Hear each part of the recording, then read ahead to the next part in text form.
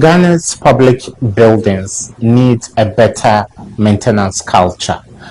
It's quite an eyesore when you go to some of our state institutions. Some of them, not all of them.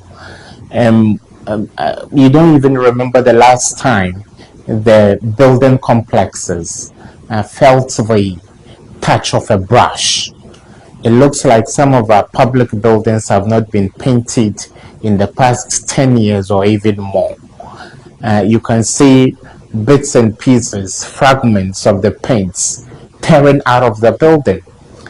And then many of the offices are not fully air conditioned. You even go for a meeting in a public institution, maybe you want to strike a deal or you want to work on papers and all that, and you can't bear the heat in some of those. And some are still looking like colonial buildings left behind by Gettysburg. So it is important for us as a people. First impression really counts, and first impressions are indelible. Sometimes when we have to strike deals with our foreign partners, they come to these state institutions. And when they come and see these buildings in a dilapidated form, it doesn't bode well for the reputation and image of the Republic of Ghana. And then the lavatories. You just can't stand going into the washroom of a state institution in Ghana, except a few of them. No proper WCs, some of them don't even have running water.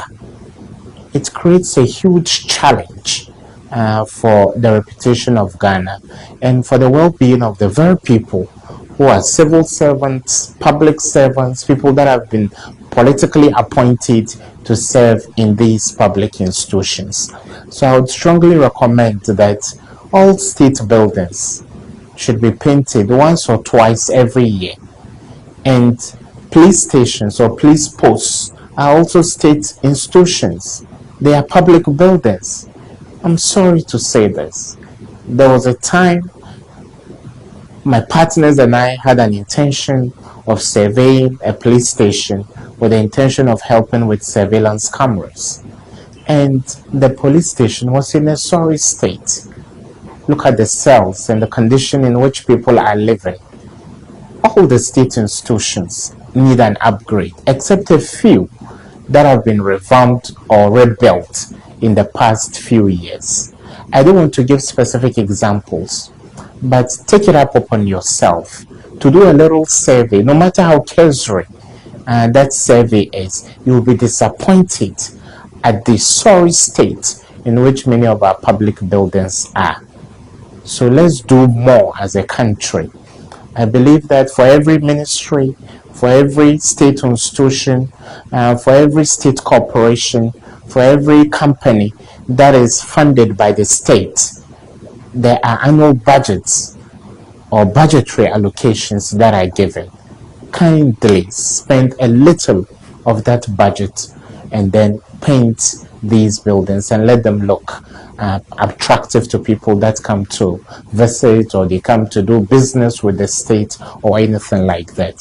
So therefore it's important, if you keep your own house clean, I think the taxpayer deserves that what has been used to build these structures would also be kept in terms of the integrity and sanctity that we all need in this country. So therefore, CEOs and heads of state institutions, ministers heading various ministries, kindly do a little tour of the buildings and you'll be surprised.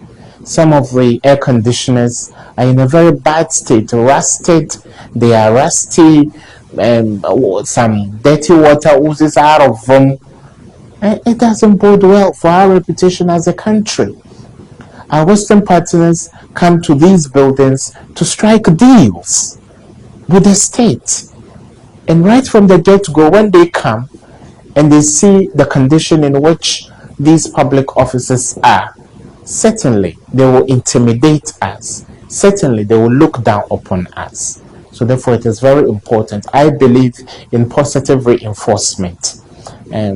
Criticizing people and then making them look bad does not change things in this country.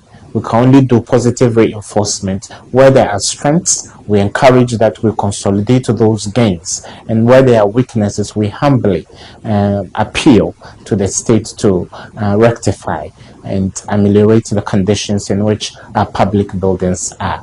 This has been the Ghanaian Perspective, and I hope this helps. See you soon. Bye-bye.